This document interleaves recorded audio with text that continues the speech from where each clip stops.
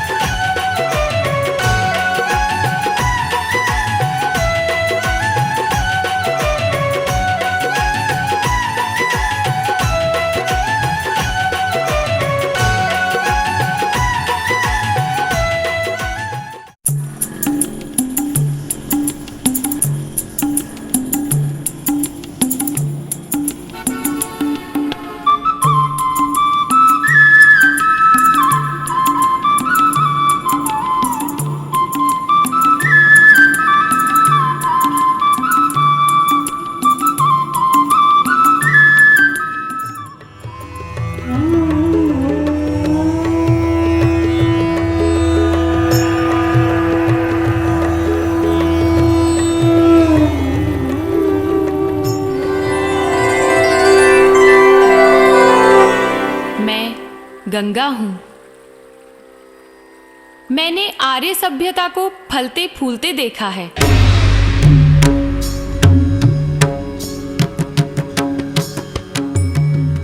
यह मैं इसलिए नहीं कह रही हूं कि मेरा इतिहास अति प्राचीन है। मैं ब्रह्मा जी के कमंडल से उत्पन्न हुई हूं। अनंत काल तक ब्रह्मलोक में निवास किया है। अनंत काल बीतने पर भागीरथ ने तप करके अपने पूर्वजों की मुक्ति के लिए ब्रह्मा जी से मुझे मांग लिया और मैं शिव जी की जटाओं से निकलती हुई नदी रूप में प्रवाहित हो गई। मैं हिमालय से लेकर बंगाल की खाड़ी तक विशाल भूभाग पर बहती हूँ। यूं तो मेरा प्रत्येक कण तीर्थ में है, किंतु कुछ स्थान मुझे विशेष प्रिय हैं, जिनमें से हरिद्वार, गढ़मुक्तेश्वर,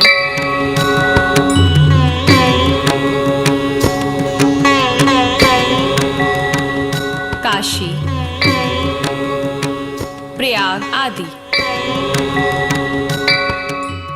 स्वयं भगवान शिव भी इन स्थानों की महानता शिव पुराण एवं स्कंद पुराण में पार्वती को गढ़मुक्तेश्वर की महिमा के बारे में बताते हुए कहते हैं, हे प्रभु, ये गढ़मुक्तेश्वर तीर्थ आपको सब तीर्थों में प्रिय क्यों है और इसकी क्या महानता है? मुक्तीश और विश्वनाथ दोनों वहां पर वर्तमान हैं, इसलिए यह स्थान मुझे बहुत प्रिय है।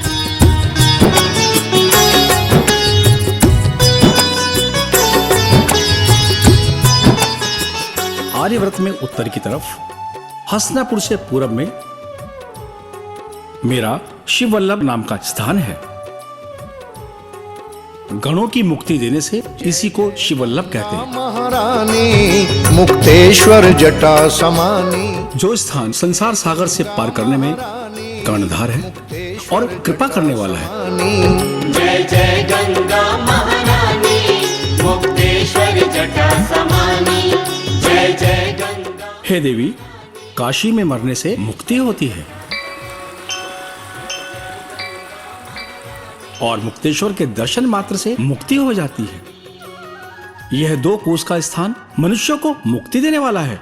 पार्वती, सोमतीर्थ, गरुड़ जयंती, पंचकपिल, केदारनाथ, बद्रीनाथ और स्वर्गद्वार, ये 7 तीर्थ हैं। आषाढ़ पूर्णिमा को गंगा सागर में,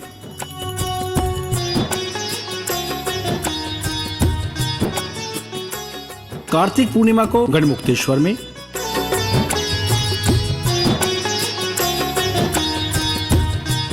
बैसाख पूर्णिमा को हरिद्वार में, माघ पूर्णिमा को तीर्थराज प्रयाग में, गंगा स्नान आदि से मुक्ति मिलती है। जय गंगा महारानी मुक्तेश्वर जटा समानी, जय जय गंगा महारानी मुक्तेश्वर जटा समानी। हे पार्वती, जो मनुष्य मुक्तेश्वर के आगे पितरों को पिंडदान तर्पण करता है उसे गया श्राद्ध का फल मिलता है और वो पितरों के ऋण से मुक्त हो जाता है। हे पार्वती, जो मनुष्य इस क्षेत्र की परिक्रमा करके मुक्तेश्वर के दर्शन करता है उसे प्रत्येक कदम पर कपिला गोदान का फल प्राप्त होता है।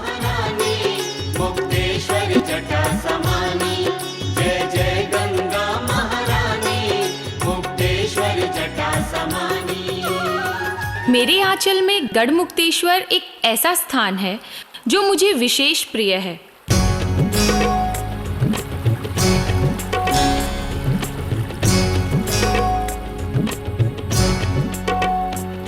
यहाँ स्नान करने वालों को मैं पाप मुक्त कर देती हूँ।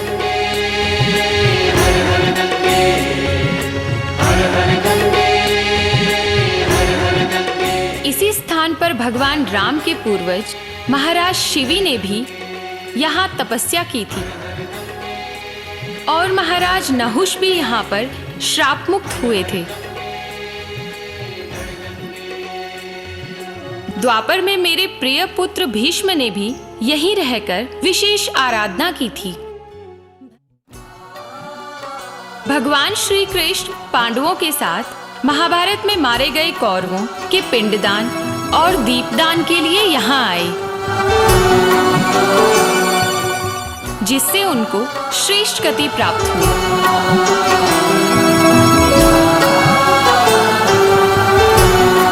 गढ़मुक्तेश्वर वह स्थान है जहाँ शिव के गणों को भी ऋषि श्राप से मुक्ति मिली थी।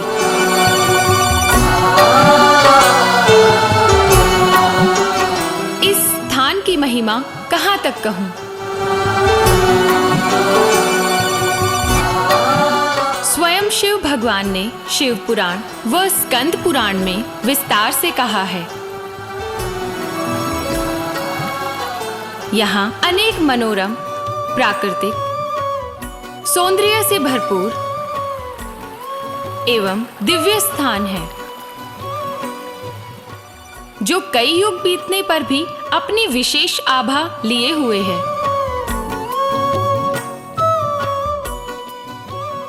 मेरे पावन तट पर ही ब्रजघाट के नाम से प्रसिद्ध स्थान है।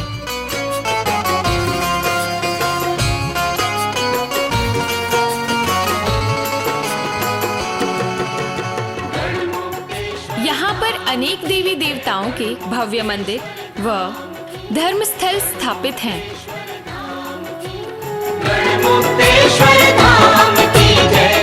यह स्थान पहले खांडवी वन क्षेत्र कहलाता था। तत्पश्चात इसका नाम शिव वल्लभपुर पड़ा। इसके बाद शिव गणों की मुक्ति के कारण इसे गढ़मुक्तेश्वर कहने लगे। यहाँ का प्रत्येक मंदिर अपनी आश्चर्यजनक विशेषता लिए हुए हैं। यहाँ महाराज नहुष ने एक सुंदर बावड़ी बनवाई जिसे नक्का का कुआं कहा जाता है। मेरी गंगे माता यहीं पे शिव और राम है।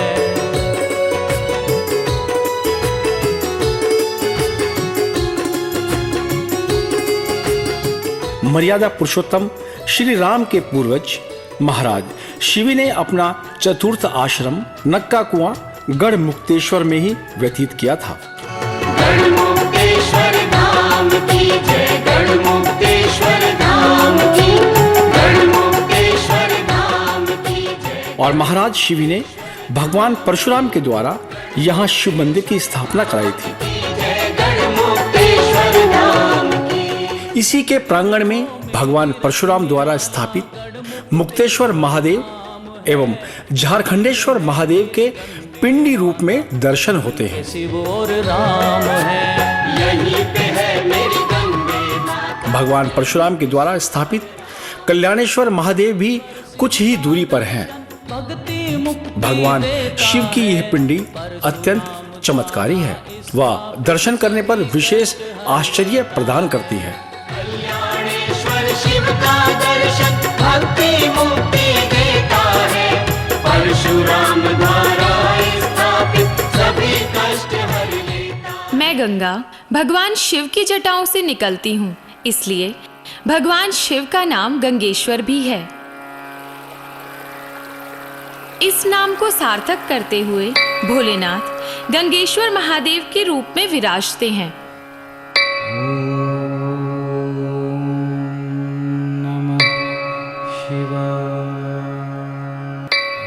इस पिंडी की विशेषता है कि पिंडी पर शेषनाग की बनी आकृति 24 घंटे में 3 बार रंग बदलती है।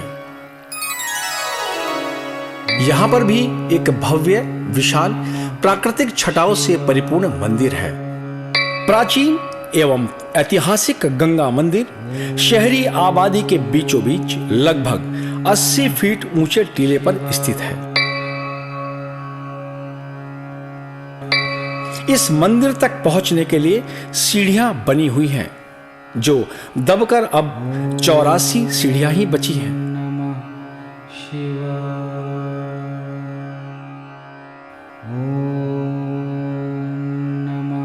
अद्भुत मंदिर की सीढ़ियों में एक विशेष प्रकार का पत्थर लगा हुआ है, जिससे इन सीढ़ियों पर पत्थर मारे जाने पर इसके अंदर जल जैसी आवाज सुनाई देती है।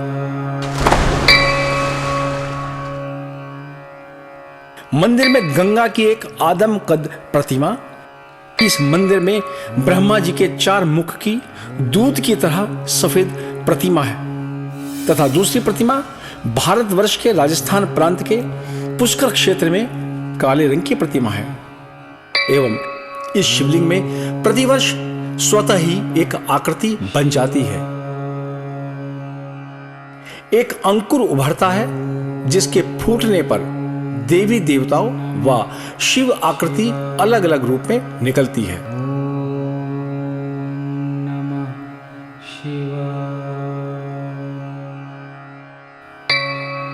साथ में ही राम लक्ष्मण सीता का मंदिर है। मूर्तियां दिव्य हैं।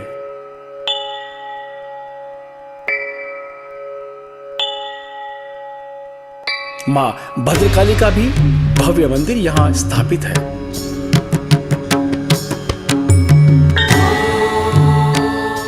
एक स्थान मीरा की रेती के नाम से भी प्रसिद्ध है। यहां श्री कृष्ण भक्त मीराबाई हर साल आती थी।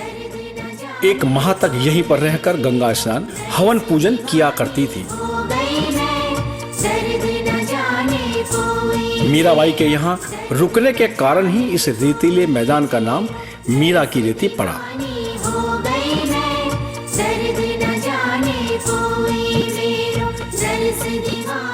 मीरा की रेती में प्रतिवर्ष गुजरी मेला लगता है, जो कार्तिक पूर्णिमा के बाद 1 माह तक चलता है।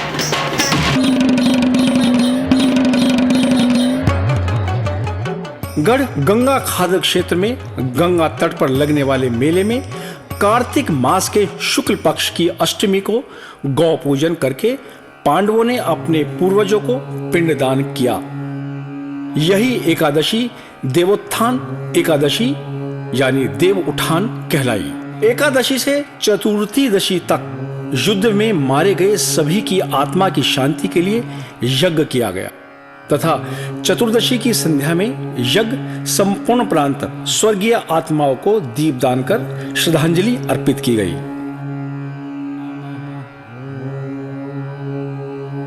और अगले दिन पूर्णिमा को स्नान करके पूजा अर्चना की गई। राजा नहुष जो किसी शापवश अजगर की योनि में आ गए थे, धर्मराज युधिष्ठिर के कहने पर यहीं पर पाप मुक्त हुए, जिन्होंने यहां यज्ञ कराया। यज्ञशाला के निकट मुक्तेश्वर महादेव मंदिर के प्रांगण में एक बावड़ी बनवाई, जिसमें पतित पावनी गंगा का जल स्वतः ही आता है। यही बावड़ी यानी नहुषकूप नक्का कुआ के नाम से प्रसिद्ध है। एक समय मंदरांचल पर्वत पर भगवान शिव के गणों ने दुर्वासा ऋषि को देखा, जो अपने लटाभार से अपना मुंह ढके हुए तपस्या कर रहे थे। दुर्वासा ऋषि को देखकर गणों ने समझा यह कोई रीछ है और उनका उपहास किया। इतने में दुर्वासा ऋषि की समाधि टूटी। उन्होंने क्रुद्ध होकर उन्हें शाप दिया कि जाओ, पिशाच योनि को प्राप्त हो जाओ। शाप सुनते ही सब कांप उठे और क्षमा याचना करते हुए शाप से मुक्ति का उपाय पूछने लगे।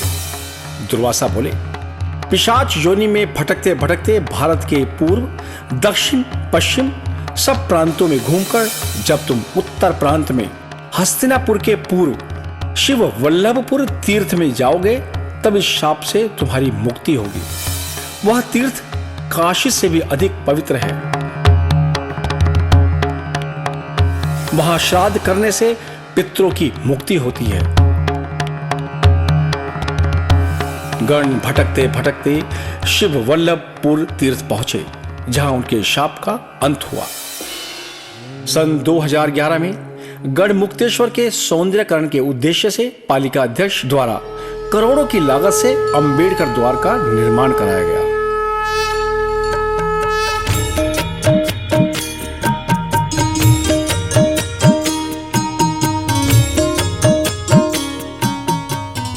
गढ़ खादर क्षेत्र में कार्तिक मास में लगने वाले मेले के मार्ग पर जिला पंचायत द्वारा गंगा द्वार का निर्माण कराया गया।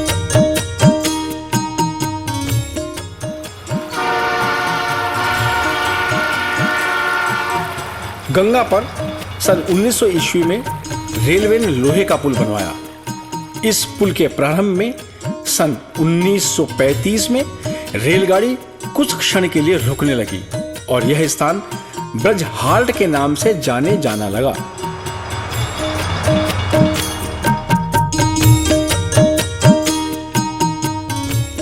रेलवे के पुल के नीचे स्नान हेतु जंजीर लगवा दी गई और धीरे धीरे श्रद्धालुओं की संख्या बढ़ने लगी। फिर छोटे मोटे दुकानदार दुकान लगाने लगे और घाट बढ़ने लगा। सन 1960 में दिल्ली लखनऊ राष्ट्रीय राजमार्ग 24 का निर्माण हुआ। प्रथम प्रधानमंत्री जवाहरलाल नेहरू ने पुल का उद्घाटन किया और विशाल पुल बन गया।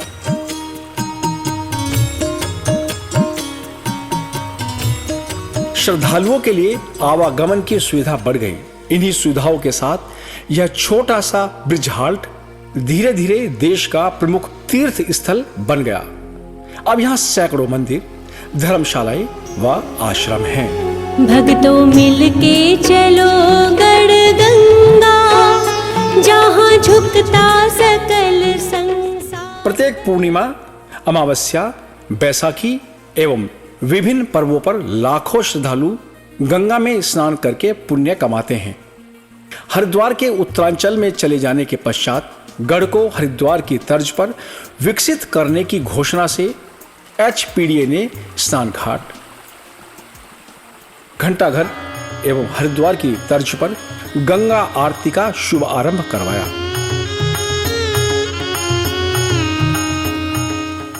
यह 45 फीट ऊंची मूर्ति ब्रजघाट क्षेत्र में सबसे दिव्य और आकर्षण का केंद्र है। हनुमान जी की मूर्ति के दर्शन मुख्य दिल्ली मुरादाबाद मार्ग अथवा ब्रजघाट गंगा पुल से भी हो जाते हैं। इसी क्षेत्र में महाभारत कालीन पुष्पावती, जो कि आजकल पूट के नाम से विख्यात है, गुरु द्रोणाचार्य की तपोभूमि, कौरव पांडवों की परीक्षा स्थली तथा एकलव्य की साधना स्थली रहा है। एकलव्य ने भी यहीं पर गुरु परंपरा को निभाया था। कौरव पांडव यहीं गुरु द्रोणाचार्य से धनुर्विद्या व युद्ध कौशल में निपुण हुए। यहाँ पर गुरुकुल की परंपरा आज भी स्थित है।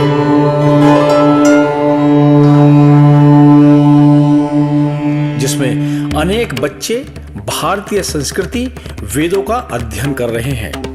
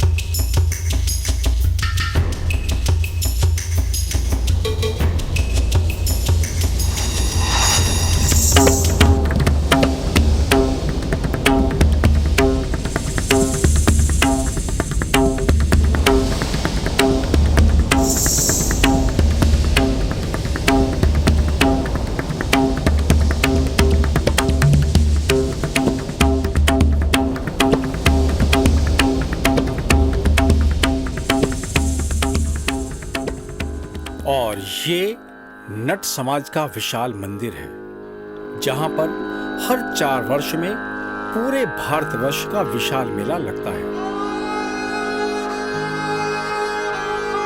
यह पूट का भगवान शिव का मंदिर है। एक कहावत के अनुसार यहाँ आज भी अश्वत्थामा को देखा जा सकता है।